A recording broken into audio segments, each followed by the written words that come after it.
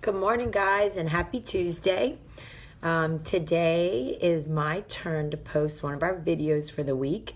And today I want to talk about a study that I actually just read. And what I'll do is I'll post the results of the study, the article that explains all the results after I post this video so you can read it for yourself. But it was very interesting.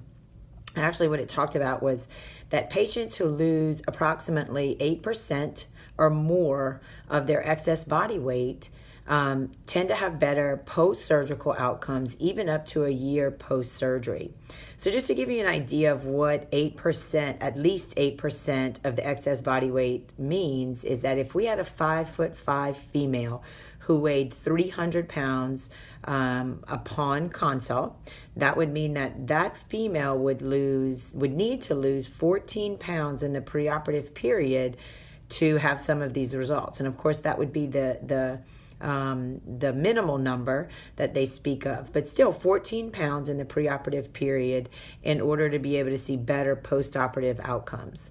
The outcomes that they talk about, or actually a shorter length of stay in the hospital is what they found, as well as greater weight loss at different intervals in the postoperative period.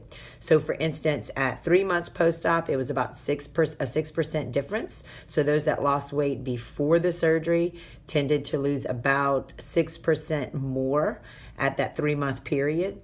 At the 6-month period, it actually goes up to 8.5% for those that lost weight prior to surgery, as well as at 1 year, it again increases to about a 9.4% greater weight loss for those that lost weight prior to surgery.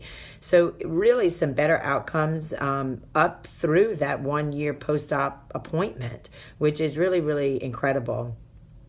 So what I'd like to talk about, for those of you that are in the preoperative phase of the program, some just basic tips that you can begin implementing to facilitate some weight loss, and also just to, in general, prepare yourself better for the surgery. So first and foremost, we really want to focus on our beverages. I think we spend a lot of time talking about food and weight loss, and some patients tend to forget about the calories or the sugar that we may get in our beverages, which really can contribute a large amount of our intake.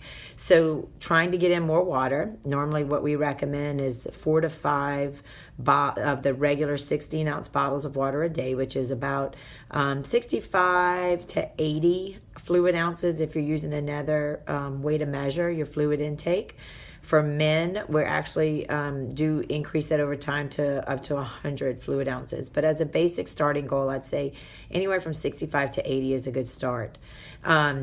Starting to eliminate those soft drinks, even if they're diet after surgery, it's something that we really advise you prevent for life. So why not start now and getting those out of your daily routine?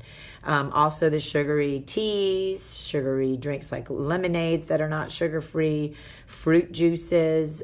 Even though the sugars in fruit juice are coming from fruit, it's still a very, very concentrated source of sugar. So we want to get those out as well, focusing on our sugar-free options. If water is just too plain for you, then we can use the sugar-free drops or Crystal Light products or different things like that that are non-carbonated but give you a little bit of flavor, even infusing your water with fruit and things like that. So let's focus on our beverages. Next, we want to really work on preventing any meal skipping. We do see this very frequently, especially with breakfast. And what that ultimately leads a patient to do is just overeat at the other meals because they've gone such a long time in a fasting state. So we really want to make sure that we're eating within, I'd say, an hour and a half to 2 hours of waking up, and then about every 4 hours from that point moving forward. Now, this doesn't need to mean some big orchestrated meal first thing in the morning. We have some very convenient options that you can utilize. Just let us know and we'll be happy to send those out to you. In addition to that, we want to make sure that each of those meals has some sort of protein.